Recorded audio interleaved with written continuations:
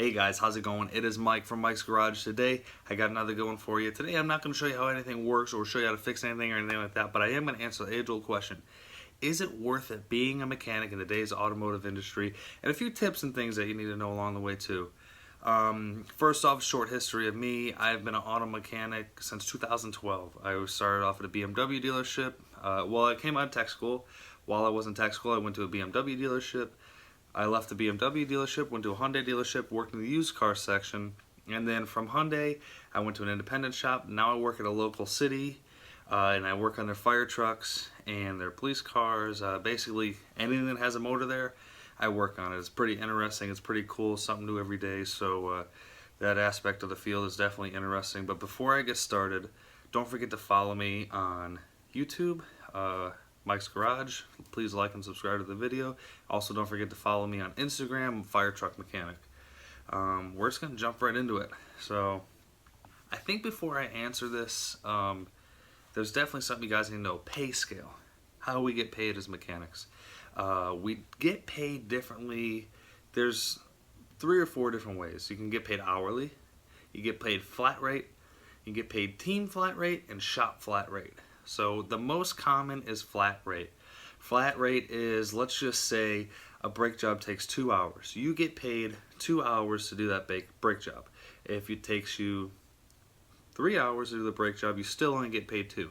If it takes you 1 hour to do the brake job, you still only get paid 2. So you would make an hour if you do it in less time. You would lose money if you make it in more time. So that's kind of how flat rate works. A certain job will pay a certain amount of time, and you get that allotted time to do it. And then the thing that's good about flat rate, like if you get a brake job, you finish it in an hour. Again, a brake job would pay about 2 hours. You finish it in an hour. Well, you get that extra hour. So you basically get an hour free to start on another job.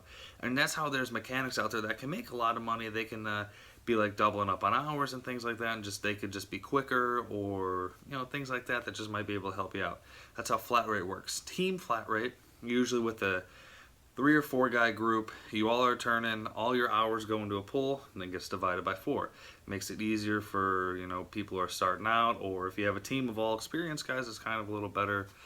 Maybe you're short that week and somebody else carried the team or something like that. And then there's shop flat rate, where the whole shop, all the hours go into a pool, gets divided amongst everybody.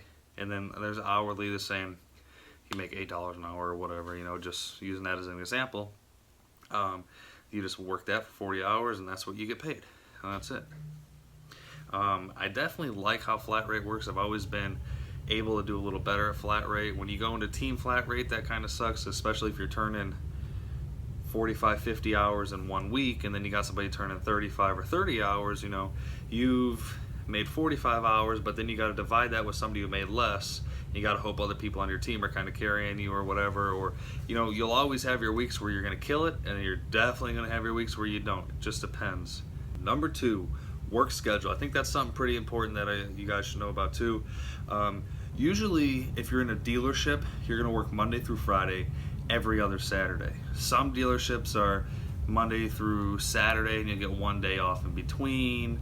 But most of the time, Monday through Friday, every other Saturday. There are still shops that are just Monday through Friday. Me, like I said, I work for a local city. I get it gravy. Monday through Friday, we get over 13 paid holidays every year. But Monday through Friday, 7 to 3:30, and we're out. We don't have to stay later. There's never mandatory overtime or anything like that. Unless if you're in a dealership, there's definitely, you're going to be working Saturdays. I hope you know that you're going to be taking some Saturdays, not going to be hanging out with your boys. You're not going to be doing a lot of stuff on Saturdays. I'm in Florida, so we're all big into jet skiing and things like that. You're not going to have a lot of time for things like that, especially if you want to go and do it during the day. Every other Saturday, that's pretty nice, because next Saturday you'll be able to go out. This Saturday you got to work. Just is what it is with the field. I know a lot of dealerships do Sunday.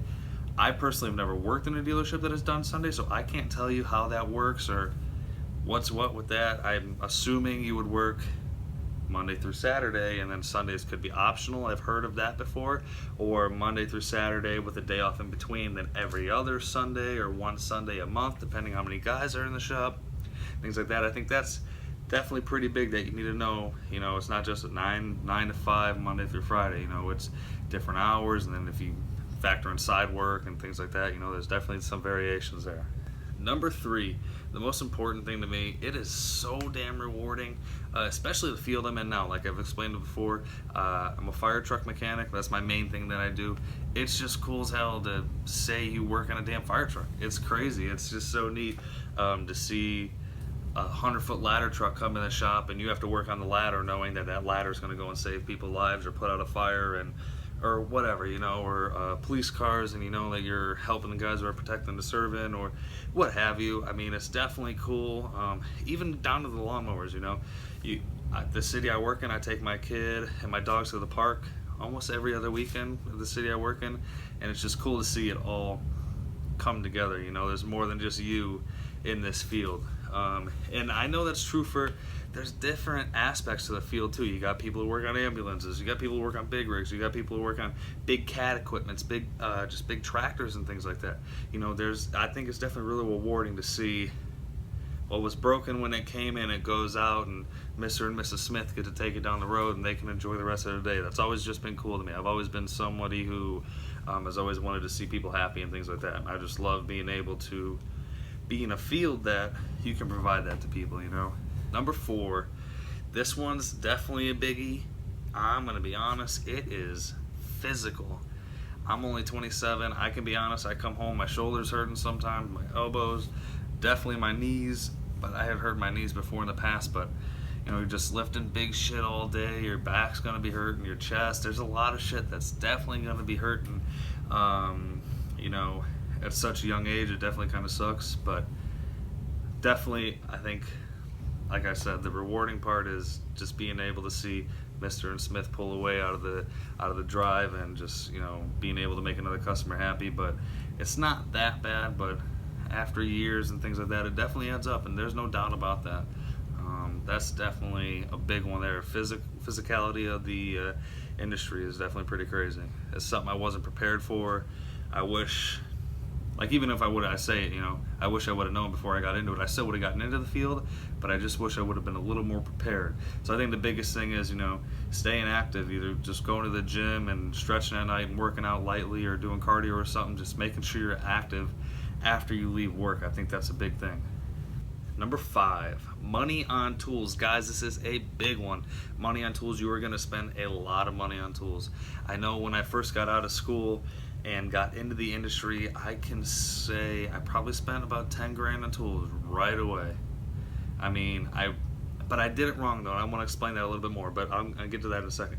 I spent 10 grand on tools right away. I have the majority of it paid off now, but you're always going to be buying shit and things like that. So that's why I always say you're never going to be fully paid off on tools.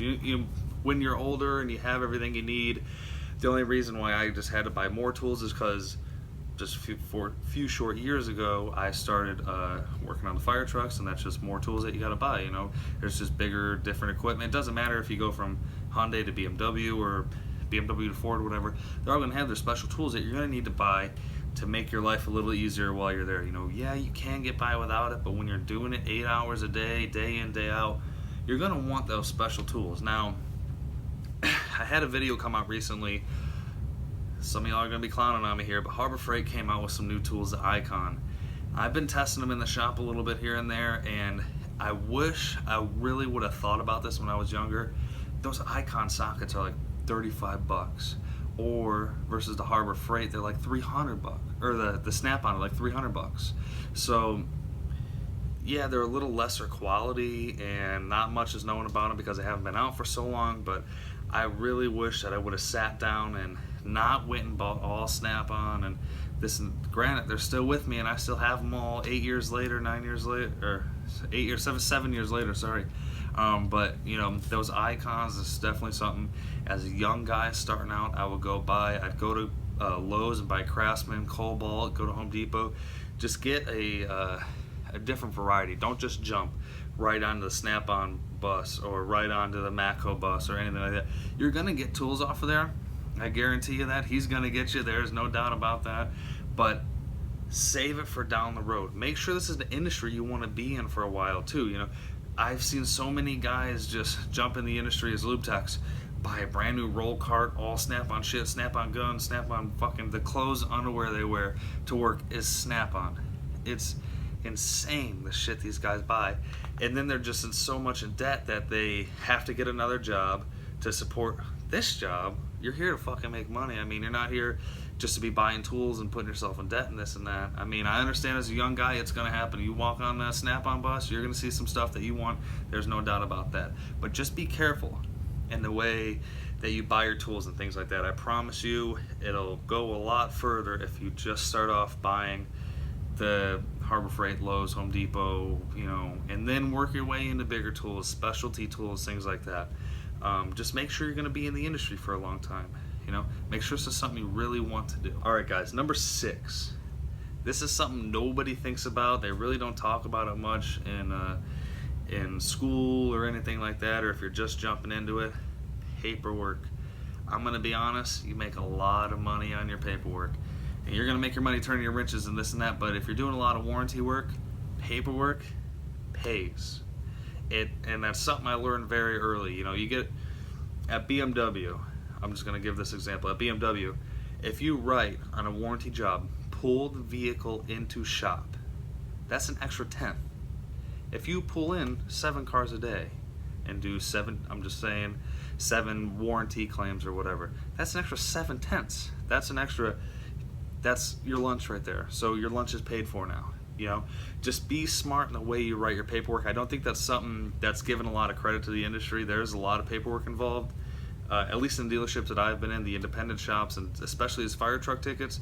When I go from opening to closing a fire truck repair order, that's almost 60 pages of paperwork. Some of them, majority are invoices and things like that, but 25 out of the 60 pages are all handwritten shit. Cause, correction, concern, things like that. That's big too. Cause, correction, concern. What caused it? What was the correction? And what was the customer's concern concern, cause, correction? However it goes, I don't give a fuck. But be good with your paperwork. I'm just gonna give a short example. If you have a vehicle that you're bringing in for an oil change, a lot of guys just write LOF, 5 quarts, whatever the oil filter number is. Make it thorough, because it's going to make you stand out to a service advisor. It's going to make you stand out to a service manager and other techs too. I'm going to be honest, it really helps. It's crazy to just think that writing paperwork helps, but it really does. So if you write pulled vehicle in shop, put vehicle on lift, loosened drain plug, drain oil, filled tire pressure, tighten drain plug to manufacturer specs, that's huge. That'll cover your ass in the end. Right, tighten drain plug to manufacturer specs. Loosen oil filter, tighten oil filter to manufacturer specs. Lowered vehicle, remove wheels, so on and so forth, guys. It's just little shit like that can really step you up from being an okay tech to a good tech. I mean, I know it sounds crazy, and a lot of guys will be clowning me on this video, but I think that's something very important that you really should be knowing before becoming a mechanic. That's something that you really should take time to learn how to do. Alright guys, number 7, and this is so important. Please listen. This is, out of any of them, just take away this. Learn from your mistakes. That's going to set you up so much better than any other mechanic. Look, when you're young and jumping in the field, you're going to make mistakes. Everybody just wants to turn, make all the money, this and that. Within the first 6 months, you start to get the hang of things and start to get your rotation and things like that. But there's a lot that you have to learn here. When I was young and I jumped in the field, I made a lot of mistakes. I've left oil filters loose. I've left drain plugs loose. It happens. But I really took time and reevaluated my situation. What was I doing wrong? Where was I making my mistakes? That's what separates a good mechanic from a bad mechanic, is just overcoming. Realize where you're messing up. Find your strong suits and find your weaknesses. Study those weaknesses. Make those your strong suits.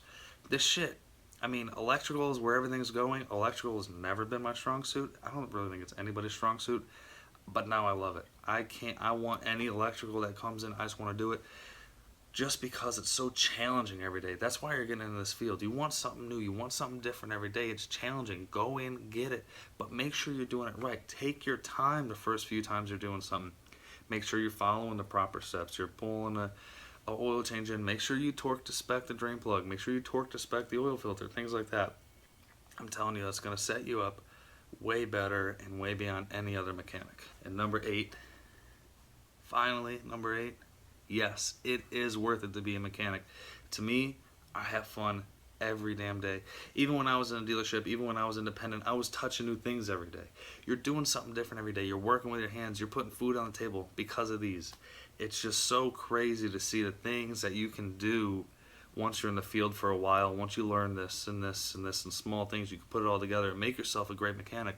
I promise you, if you take time and really pay attention, you will love what you do every day. I don't care if it's this. I don't care if you're selling groceries at Walmart. If you really take time and just pay attention, you will love it. You got to take pride in it. You got to be happy that, yeah, I made that car go out. That was because of me. I don't care if it's just an oil change. I don't care if it's just a tire repair, whatever. I did that. Not you, not you. I got those 5/10. I got those 2/10. I did that shit. And it's because of me that they're back on the road. You have to take pride and responsibility in what you do when you're a mechanic. There's no doubt about that. But, yes, it is worth it. If you ask me, I wouldn't change a damn thing. I'd still go to UTI. I'd still go on the Snap-on truck and spend that $10,000 like nobody's business. I would do everything exactly the same. There's no doubt about it. Now, that's not saying that this is going to be the field for you, but if you want to try it out, start at a Jiffy Lube, start at a mom and pop, just changing oils, helping the lead tech out. You just got to start somewhere, and that's the biggest thing for me. So, that is it for today, guys. Thank you very much for the view. Please don't forget to like and subscribe. Also, leave a comment. Let me know what you thought about the video. If you have any recommendations for a future video, please let me know. And don't forget to follow my Instagram at Fire Truck Mechanic. Again, that's Fire Truck Mechanic. And we'll see you guys on the next one. Thank you again.